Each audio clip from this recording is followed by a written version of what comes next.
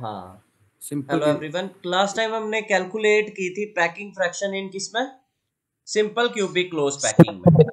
ठीक है, अब हम कैलकुलेट करेंगे packing fraction in face centred cubic close packing. Packing fraction इन किसमें, फेस सेंटर क्यूबिक क्लोज में। फेस सेंटर्ड सर ये तो क्यूबिक। किया था सर, ये हमने आपने बोला था खुद कर लेना, ये कर लिया था। हाँ नहीं, मैंने बोला नहीं था। क्या बाकियों ने किया? No sir. Packing fraction in face centred cubic close packing, तो देख लो ये भी मैथ्स है, बिल्कुल सिंपल मैथ्स है। Packing fraction in face centred cubic close packing में कितनी आएगा, क्या रिजल्ट आएगा इसमें?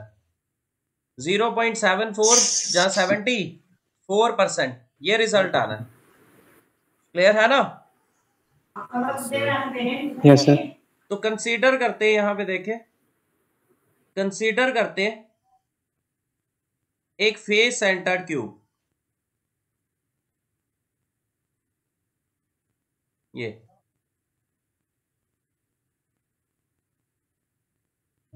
कंसीडर करते हैं एक फेस सेंटर्ड क्यूब जिसमें कॉन्स्टिट्यूएंट्स कहां पे प्रेजेंट है, कहां पे प्रेजेंट है? कॉर्नर पे और फेसिस पे। कॉर्नर्स और फेस के सेंटर में। कॉर्नर्स 8 है और फेस के सेंटर कितने हैं? 6 सो 6। फेस सेंटर्स है। ये हम ले लेते हैं ए बी, ये सी, ज्वाइन कर लेते हैं ए सी को, ए सी को। Let the side of, let the each side of cube is small a. तो ये इतना सा पोर्शन मैं दोबारा से ड्रा कर रहा हूं यहां पे। ये आ जाता है ए, ये आ जाता है बी, और ये कॉन्स्टिट्यूएंट जो सी पे प्रेजेंट है, और यहाँ पे एक और सेंटर में भी कॉन्स्टिट्यूएंट प्रेजेंट है ना? क्लियर है ये? Yes sir. ये ट्राइंगल है ए बी सी। ओके, तो देखो यहां पे yes. Consider a face centred cube, एक फेस सेंटर्ड क्यूब लेते हैं with each side is a and radius of each constituent is r, small r. small r. Then volume of cube is, then total volume of cube, total volume of cube कितनी आ जाएगी? ए cube. a cube. ठीक है, clear हो गया? And radius of each constituent is radius and volume of each constituent, volume of each constituent कितनी आ जाएगी? बोलो। 4/3, 4/3 pi r cube. 4/3 pi r cube. एक मिनट, 4/3 पाई आर क्यूब। तो नाउ नंबर ऑफ कॉन्स्टिट्यूएंट्स कितने होते हैं फेस सेंटर्ड क्यूब में? 4। Number of constituents in face centred cube में कितने होते हैं? 4। वो कैसे? 1/8 इंटू 8 प्लस 1/2 इंटू 6, कितना आ जाता है? 1 + 3 = 4। Therefore total volume of constituent कितनी, टोटल वॉल्यूम ऑफ कॉन्स्टिट्यूएंट्स कितनी आ जाएगा? Total volume of constituents = 4 into 4/3 pi r cube. 4 into 4/3 pi r cube, कितना आंसर आ जाएगा? 16/3 pi r cube. Okay, yes sir. समझ आ गया? ये टोटल वॉल्यूम ऑफ कॉन्स्टिट्यूएंट। अब हमारा मेन फोकस है कि हमने आर और ए को रिलेट करना है, आर और ए को रिलेट करना है एक दूसरे के साथ। ठीक है, तो इसी के लिए मैंने ये वो पोर्शन बनाया था, दोबारा बना देता हूं।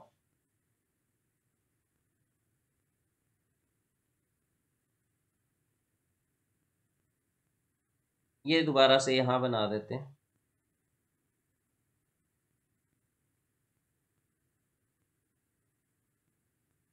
ये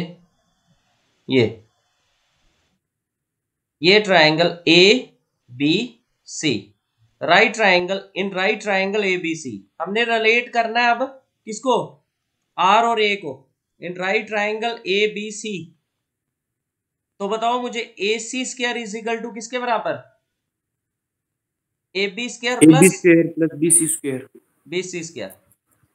ए सी किसके बराबर आ जाएगा, देखें यहाँ पे पहले इसका रेडियस प्लस पूरा इसका डायामीटर बीच में कॉन्स्टिट्यूएंट का प्लस इसका रेडियस, तो कितना हो गया 4 टाइम्स आर का square.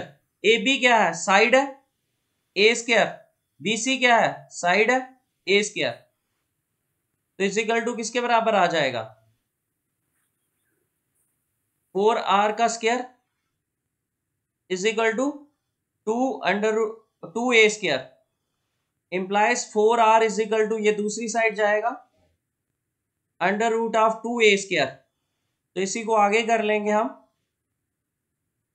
r is equal to a बाहर आ जाएगा a√2 अपॉन किसके 4। r और a में कितना रिलेशन होता है,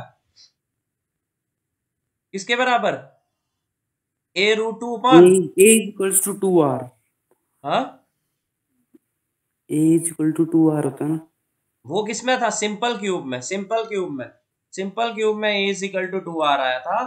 फेज सेंटर क्यूब में ये देखो ना आपके सामने कर रहे हैं हम कि बीच में से ए सी किसके बराबर है, इसका रेडियस प्लस इसका डायमीटर प्लस इसका रेडियस, कितना हो गया 4r है। 4r इज इक्वल टू किसके बराबर, ए बी साइड है ए और बी सी ए, तो r is equal to a√2 upon 4 आया है। क्लियर है, यस सर।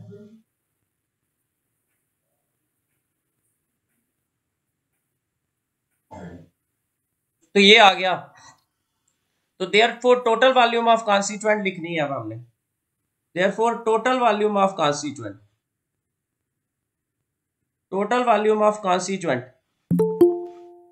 तो कितना आ जाएगा 16/3, आगे क्या था पाई आर, आर का भी रिलेशन निकाला हमने, आर इज इक्वल टू किसके बराबर a√2 upon 4, a√2 upon 4, a√2 upon 4 का क्यूब, ये 16/3 पाई, आगे क्या आ जाएगा a³ अंडर रूट 2 का क्यूब कितना 2√2 और 4 का क्यूब कितना होता है 64, कितना आ जाएगा 16 और यहाँ पे 4 और ये यहाँ पे, तो क्या आ जाएगा पाई a³ √2 अपॉन नीचे क्या रहेगा 3। क्लियर हो गया, ये टोटल वॉल्यूम ऑफ कॉन्स्टिट्यूएंट आ गई। 3 क्या सर, नीचे आपने वो 4 काटा और ऊपर 2 था। हाँ वो तो वो बताते रहना जो जो रह गया, तो 3 ये 2 रह जाएगा, तो यहाँ पे 6 आ जाएगा 6। क्लियर हो गया, यस सर। ठीक है, यहाँ पे क्या लिखेंगे 6। तो ये टोटल वॉल्यूम ऑफ कॉन्स्टिट्यूएंट आ गई, टोटल वॉल्यूम ऑफ कॉन्स्टिट्यूएंट। तो देयरफॉर पैकिंग फ्रैक्शन कितनी आ जाएगी, देयरफॉर पैकिंग फ्रैक्शन कितनी, वो होती है टोटल वॉल्यूम ऑफ कॉन्स्टिट्यूएंट्स, वो भी हमने निकाली, कितनी है total volume of constituents pi a³ under root 2 upon 6 divided by a³ divided by a³, तो a³ कैंसल हो जाएगा, कितना आ जाएगा पाई की वैल्यू कितनी होती है 22/7, नीचे ये 6 भी है और अंडर रूट 2 की कितनी होती है 1.414। इसको सॉल्व करना है, करो सॉल्व, कितना आता है रिजल्ट बताओ मुझे। 0.74। आपने कर लिया कैलकुलेट, जैसे या 22 इंटू 1.414, ऊपर आएगा 31.108। हाँ तो ये निकल गया, ठीक है 0.74 आ रहा है, यही हमें निकालना था, इज इक्वल टू 74%। तो क्या किया इस क्वेश्चन में हमने, सिंपल सा यही है कि packing fraction face centre cube में 74% होती है। निकालनी कैसे? फेस सेंटर क्यूब लिया जिसकी ईच साइड ए है, रेडियस ईच कॉन्स्टिट्यूएंट का आर है, टोटल वॉल्यूम क्यूब की निकाली, टोटल वॉल्यूम ईच कॉन्स्टिट्यूएंट की वॉल्यूम निकाली और total volume of constituents 4 into कर लिया। फिर हमने इस ट्राइंगल को रिलेट किया कि राइट ट्राइंगल एबीसी। अब ये ध्यान में रखना है, जैसे अभी रणवीर ने भी बताया कि r is equal to a/2 होता है, लेकिन किस में? सिंपल क्यूब में। फेस सेंटर क्यूब में r इज इक्वल टू किसके बराबर? a√2/4। ये न्यूमेरिकल्स करने के लिए भी काम आता है बाद में। ओके और फिर इसमें टोटल वॉल्यूम ऑफ कॉन्स्टिट्यूएंट्स को हमने ए में निकाल दिया और डिवाइड कर दिया और निकल गया हमारा पैकिंग फ्रैक्शन। Okay fine. तो ये देख लो यहाँ पे ऐसे कैलकुलेशन की हुई है। Consider a face centred cubic unit cell in which the length of each side is each edge is a and radius of each constituent is r as shown below। ये दिखाया हुआ clearly. AC is equal to किसके बराबर दिख रहा है? AC ये वाली फिगर में r + 2r + r 4r। Also AC is equal to a b² + bc² का अंडर रूट। तो यहां से दोनों को रिलेट करके a निकाल दिया इन्होंने, a निकाला हमने, r और निकाला। Total volume of face centre cube और number of constituents, total volume of constituents निकाल दी और पैकिंग फ्रैक्शन। ओके क्लियर है? ठीक है ना। नेक्स्ट आ जाता है कोऑर्डिनेशन नंबर। कोऑर्डिनेशन नंबर क्या होता है? कोऑर्डिनेशन नंबर क्या होता है सर? जितने एटम्स के साथ जो सेंट्रल एटम है वो बॉन्ड कर रहा है, बॉन्ड बना रहा है, कॉन्स्टिट्यूएंट टच कर रहा है। कभी कभी अगर बॉन्ड नहीं भी होगा तो फिर भी वंडरवाल फोर्सेस हो सकती है। तो कोऑर्डिनेशन नंबर क्या होता है? कितने के साथ वो कॉन्स्टिट्यूएंट सराउंड है, नेबरिंग एटम्स के साथ कितने के साथ सराउंडेड है, उसको कहते हैं कोऑर्डिनेशन नंबर। हमने पढ़ा था coordination number in square close packing in 2 dimension कितना होता है? Square close packing in 2 dimension में कोऑर्डिनेशन नंबर कितना होता है? 4 है ना। Coordination number in hexagonal close packing कितना होता है? अब इधर मेंशन नहीं है हेक्सागोनल क्लोज पैकिंग 2 डायमेंशन है या 3 डायमेंशन है, तो फिर कौन सी होगी? जब नहीं मेंशन होगा हेक्सागोनल क्लोज पैकिंग कौन सी है, तो फिर वो 3 डायमेंशन ही होती है। ओके तो कितना आ जाएगा? 12। Yes sir. Coordination number in face centred cube भी कितना होता है? 12 होता है। तो नेक्स्ट होता है रेडियस रेशो। रेडियस रेशो क्या होती है? ये रेशो होती है size of cation, size of cation upon size of anion. Ratio होती है size of cation to the size of anion. अब मुझे ये बताओ कि मोस्टली कैटायन छोटा होता है एनायन छोटा होता है? कैटायन छोटा होता है। कैटायन छोटा होता है। क्यों? क्योंकि कैटायन बनता है लॉस ऑफ इलेक्ट्रॉन से। कोई चीज लॉस करोगे तो साइज क्या हो जाएगा? छोटा। एनायन क्या होता है? और भी बहुत सारे फैक्टर्स हैं, अभी मैं शॉर्टकट ऐसे समझाने के लिए कर रहा हूं। एनायन बनता है गेन ऑफ इलेक्ट्रॉन से। तो कोई चीज गेन करेगी उसका साइज क्या हो जाएगा? बढ़ जाएगा। इसलिए साइज ऑफ कैटायन और साइज ऑफ एनायन में से कौन ज्यादा होता है? एनायन का साइज छोटा होता है। साइज ऑफ एनायन कैटायन छोटा होता है साइज ऑफ एनायन से, इसलिए इसकी वैल्यू जो होती है वो लेस देन और इक्वल टू 1 ही आती है रेडियस रेशो की। ज्यादा से ज्यादा अगर न्यूट्रल एटम हो, मतलब एक कोवलेंट कंपाउंड हो, तो उसमें कैटायन एनायन नहीं होंगे, उसमें सारे एटम का साइज बराबर होगा, उसमें वैल्यू रेडियस रेशो की वैल्यू 1 आएगी। अदरवाइज हमेशा रेडियस रेशो क्या होती है? लेस देन 1 ही होती है। समझ आ गई? ये क्लियर है? Yes sir. Radius ratio is equal to size of cation upon size of anion. Cation का साइज छोटा होता है इसलिए रेडियस रेशो लेस देन और इक्वल टू 1 आती है। ओके नेक्स्ट आ जाते हैं radius ratio rules. Radius ratio rules radius ratio rules क्या है? ये रूल्स है जो रिलेट करते हैं किसको? रेडियस रेशो को with coordination number and structure. अगर रेडियस रेशो जो है वो 0 से लेके 0.0 1 to 5 तक हो, 155 तक हो, कहां तक? 155 तक। तो कोऑर्डिनेशन नंबर होता है 2। कितना कोऑर्डिनेशन नंबर? 2। और स्ट्रक्चर होता है लीनियर। कैसा स्ट्रक्चर? लीनियर। जैसे एग्जांपल, अब आपने सॉलिड की एग्जांपल देनी है, सॉलिड की, तो इसलिए सॉलिड CO2 स्ट्रक्चर कैसा होता है उसका? लीनियर। CO2 का स्ट्रक्चर पढ़ा है ना आपने? Yes sir. लीनियर। तो अब सॉलिड है, तो कोऑर्डिनेशन नंबर 2। अब दूसरा आ जाता है, अगर वैल्यू हो 0.155 से लेके 0.225 तक, तो कोऑर्डिनेशन नंबर होता है 3 और स्ट्रक्चर होता है ट्राइगोनल। ट्राइगोनल। और इसकी एग्जांपल आ जाती है B2O3। नेक्स्ट है, अगर कोऑर्डिनेशन नंबर, अगर रेडियस रेशो 0.225 से लेके 0.414 तक हो, तो कोऑर्डिनेशन नंबर होता है 4 और स्ट्रक्चर होता है टेट्राहेड्रल। ठीक है, ओके। इसकी Yes, एग्जांपल sir. आ जाती है Okay, zinc sir. Plant. Zinc plant.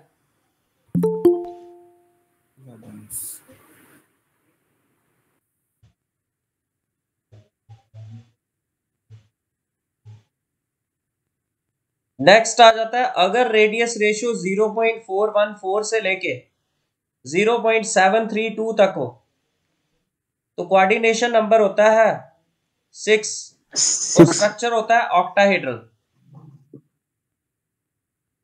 और इसकी एग्जांपल आ जाती है NaCl, सोडियम क्लोराइड। और अगर रेडियस रेशियो 0.732 से लेके 1 तक, कोऑर्डिनेशन नंबर होता है 8 और रेडियस रेशियो आ जाती है कितनी? स्ट्रक्चर आ जाता है क्यूबिक। और एग्जांपल है इसकी सीजियम क्लोराइड। तो समझ आ गए रेडियस रेशियो रूल्स? ये Yes, वो sir. रूल्स हैं जो रिलेट करते हैं किसको? रेडियस रेशियो को with coordination number and structure. Okay. जिस तरह से आप वहां पे नहीं पढ़ते Okay. थे स्ट्रक्चर ऑफ कंपाउंड्स इन उसमें वेस्पर थ्योरी में, वैसा ही है ये कुछ। तो coordination number of a constituent may be defined as the number of other constituents the oppositely charged constituent touching that particular constant. Coordination number tetrahedral void कितने के साथ सराउंडेड होता है? 4 के साथ। ऑक्टाहेड्रल वाइड 6 के साथ।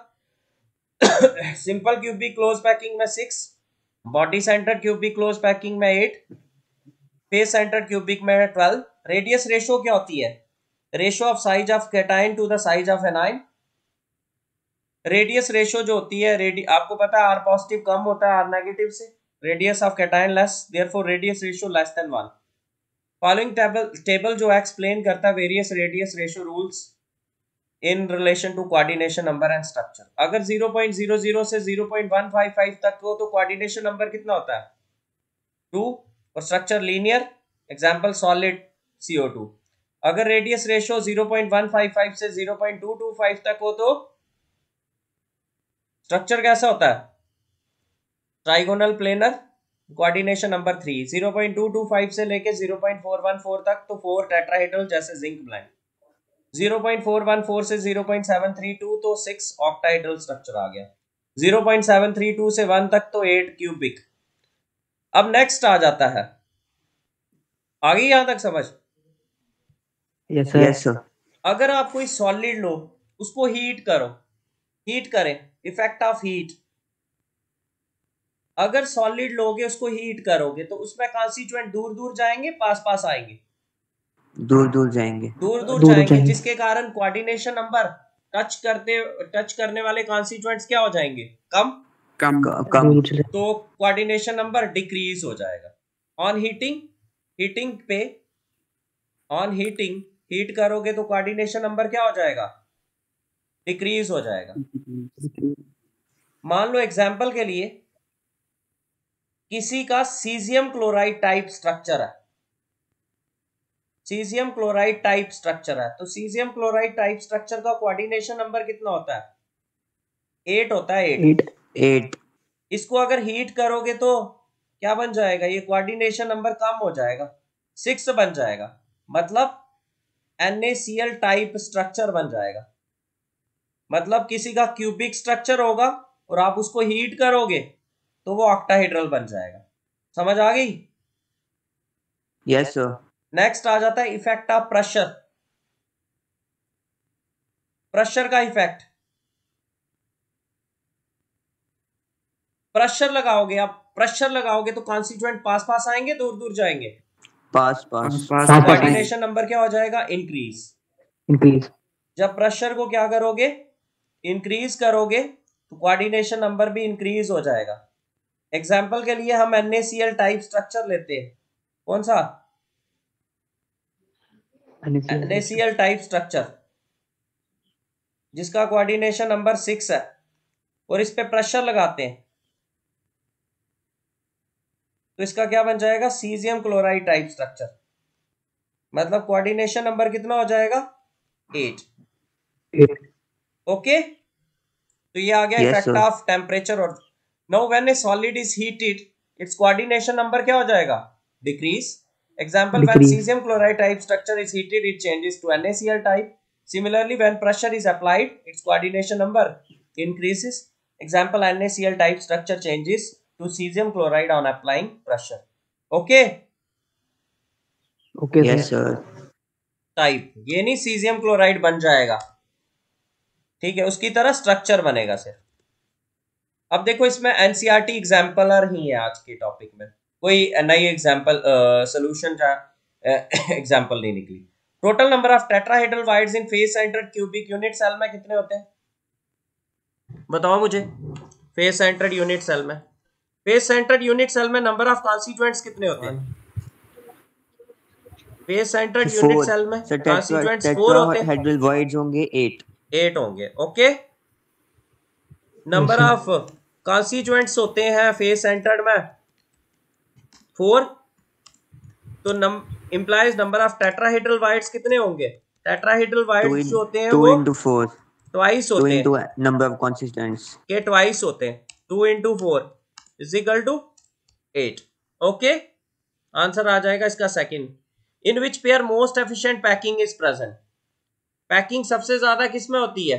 ये second part, HCP and CCP। HCP and CCP इन दोनों में पैकिंग सबसे ज्यादा होती है 74%। Next, percentage of empty space in wide body centre cubic में पैकिंग फ्रैक्शन कितनी होती है? 68%। तो वाइड कितने रहेंगे? 32%। Next, which of the following statement is not true about hexagonal close packing. के लिए क्या ट्रू नहीं है?